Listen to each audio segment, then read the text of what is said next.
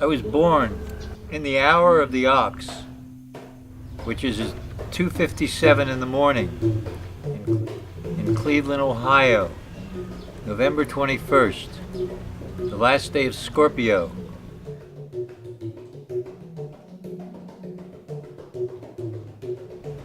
I was born on the biggest storm that they had that night. And later on, I watched myself being born. Years later, I could view my birth. Many years after that, I went back in time so that I could see my birth.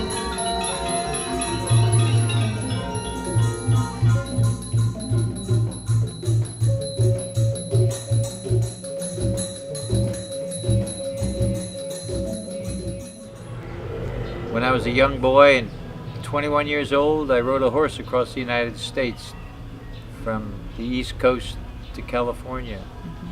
And then after that trip, I went back to Florida and I became a student. I went to college, then medical school. I became a doctor. And I practiced medicine in Florida for a number of years.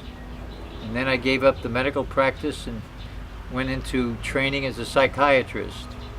I finished my training in psychiatry in New York. And then shortly after my training, I moved into a commune. I was already married to my fourth wife at that time. I moved into a commune in the Haight-Ashbury.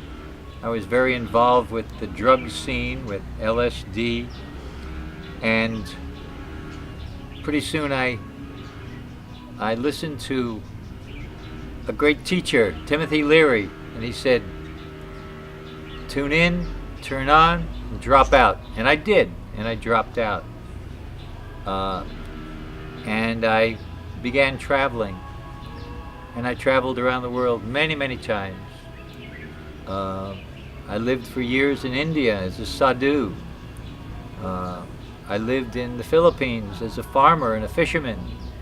And many years in Southeast Asia. And most every place where I lived, I would do something that was completely different that I had never done before. As soon as I arrived here in this valley, I knew that I was home. It was where I was supposed to be. And the next day I was looking for a house to rent. The day after that I found one, and I haven't left since. So I don't have to make decisions, and I don't make plans. I just do, and whatever the universe deals with me, I deal with that at that moment. My focus is being present and sharing this present state of being with other people. What I believe, I mentioned earlier, what I believe is what I experience, not what I think, only what I experience. The information that comes through me usually is insubstantial. It's only information. The life experiences is what my whole life is built on. And so beliefs are changing constantly, and experience is real at the moment.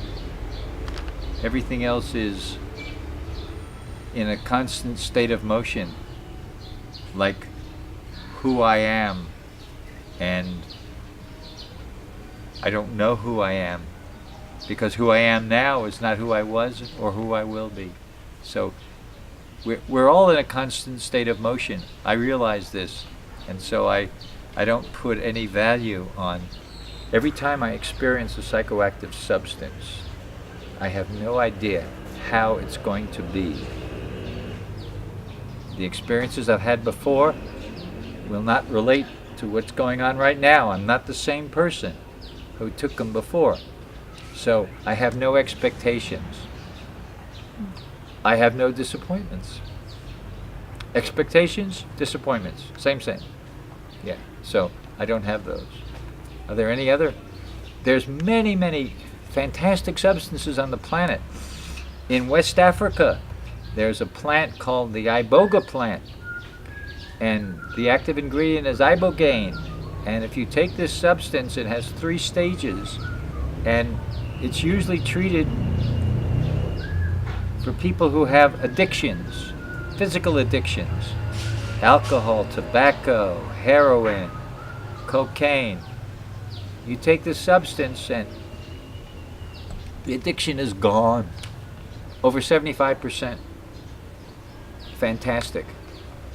It hasn't been utilized a great deal in the Western societies because the Western societies really support addictions and addictive behavior. I have used peyote with the Native American church and sat up in many peyote ceremonies. I've taken a part. I'm a singer. I have peyote songs. And sometimes I'm honored to be one of the officers in the peyote ritual. I've sat up with the Santa Daime. The Santa Daime is a church from Brazil that use as their sacrament ayahuasca. What is ayahuasca?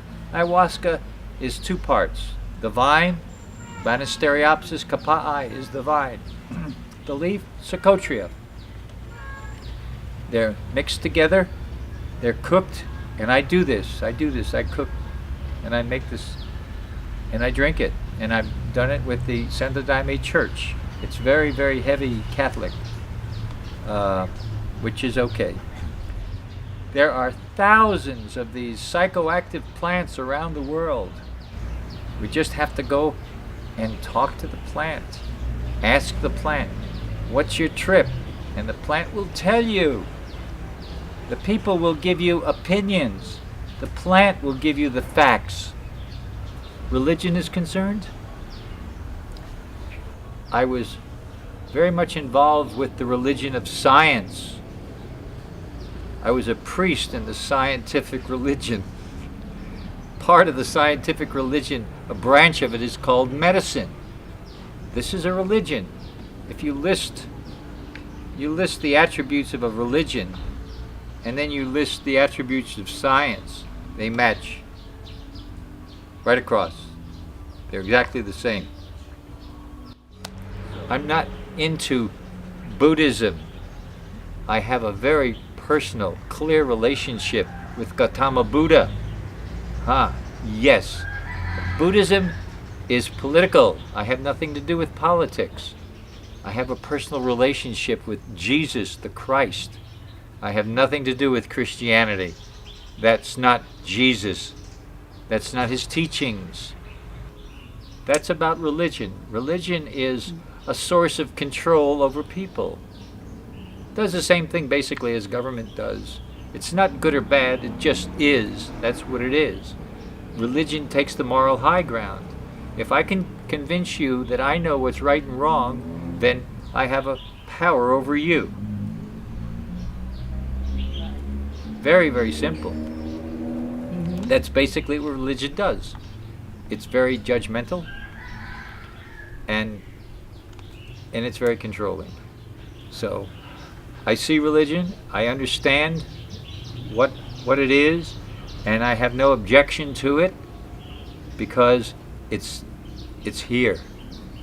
And it's going to stay here as long as people have a need for it.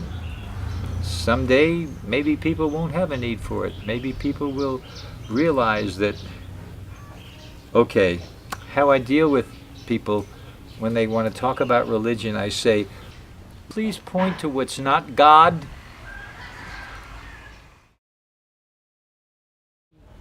The end of humanity. Yay! Okay. Earthquakes, tidal waves, tsunamis, they're what I call militant ecology. Gaia, the name of the earth, is striking back. When that goes down, life is at a village level. This is the only way the planet will survive and thrive, is to be down to a village level. So what they call apocalypse and Armageddon, I call the salvation of the planet. When this body is no longer here, I will still be existing. My awareness will still be there, here, wherever. So there is no death. There's merely a changing of awarenesses. Instead of awareness of my body, I'll have an awareness of something else. There is no death. There is no life. It's just a transition. This is a suit. My body is just a suit of clothes that I chose for this incarnate. I have a wish. Okay. Once I was walking down the beach and I stumbled across a bottle. And I pulled the cork out of the bottle and this vision came out. It was a genie and he had long dreads and he had hair and pants on, and he said, "Oh, you just pulled me out. I've been in thousands of years and I'm going to give you 3 wishes. You can have anything you want in these 3 wishes." And I said, "Okay, my first wish is to have no more wishes," and it all disappeared. Yes. Do you have a message for people? Pay attention to what's going on in your life at this moment. Yeah, thank you very much. Thank you very much. Thank you. Thank you. Thank you very much.